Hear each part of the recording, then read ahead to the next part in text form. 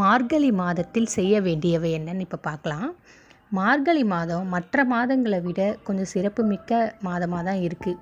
அது ஏன்னு கேட்டால், மார்கழி மாதத்தில் தான் அதிகமான ஆக்சிஜன் நம்மளுக்கு நிறையவே கிடைக்கும். அதனால தான் பெரியவங்க என்ன சொல்லியிருக்காங்கன்னா, பிரம்ம முகூர்த்தத்துக்கு முன்னாடி, அதாவது சூரிய உதயத்துக்கு முன்னாடி எழுந்து நீராடிட்டு வாசலில் மாக்கோலமிட்டு பூசணி பூவெல்லாம் வச்சு நம்ம வாசல் 2 பக்கமும் விளக்கு ஏற்றி நம்ம கடவுளை திருப்பாவை, திருவெம்பாவை இதெல்லாம் பாடி, அப்புறம் அது மட்டும் இல்லாமல் பஜனையெல்லாம் பாடும்போது நம்மளுக்கு கடவுளோட அனுகிரகம் அதிகமாகவே கிடைக்கும். அப்படின்றதுனால தான் நம்ம பிரம்ம முகூர்த்தத்துலேயே எழுந்திரிச்சு குளிச்சுட்டு இந்த ஒரு மாதம் மட்டும் நம்ம செஞ்சால் ஆக்சிஜன் அதிகமாக கிடைக்கும், உடல் ஆரோக்கியம் அதிகமாக கிடைக்கும், கடவுளோட அனுகிரகமும் அதிகமாக கிடைக்கும். அப்படின்றதுனால தான் இந்த மாதிரிலாம் நம்மளுக்கு பெரியவங்க சொல்லியிருக்காங்க.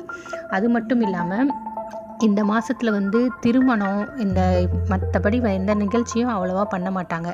அது ஏன் அப்படி பண்ணலைனாலும் நம்ம சீமந்தம் பண்ணுறது, அப்புறம் புது வீடு வாங்குறது, புது நிலம் வாங்குறதுக்கு அட்வான்ஸ் கொடுக்கறது, இந்த மாதிரியான இதெல்லாம் இதில் செய்வாங்க.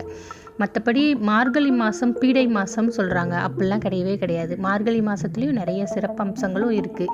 இது கடவுளுக்குண்டான மாதம் அப்படின்றதுனால மற்ற எந்த நிகழ்ச்சிக்கும் நம்ம முக்கியத்துவம் கொடுக்காம, இது கடவுளுக்கு மட்டுமே இந்த மாதத்தில் நம்ம முக்கியத்துவம் கொடுத்து காலையில் இந்த ஒரு மாதம் கஷ்டப்பட்டு காலையில் எழுந்திரிச்சு குளிச்சுட்டு நம்ம கடவுளை வணங்கும்போது நம்ம வாழ்க்கையில் நிறைய மாற்றங்கள் வரும். நம்ம வாழ்க்கையில் மன மகிழ்ச்சி அதிகமாக வரும், செல்வம் பெருகும். அப்போது கடவுளை நம்பி நம்ம சொல்லும்போது அது உடனே நம்மளுக்கு நடக்கிற மாதிரியும் இருக்கும்.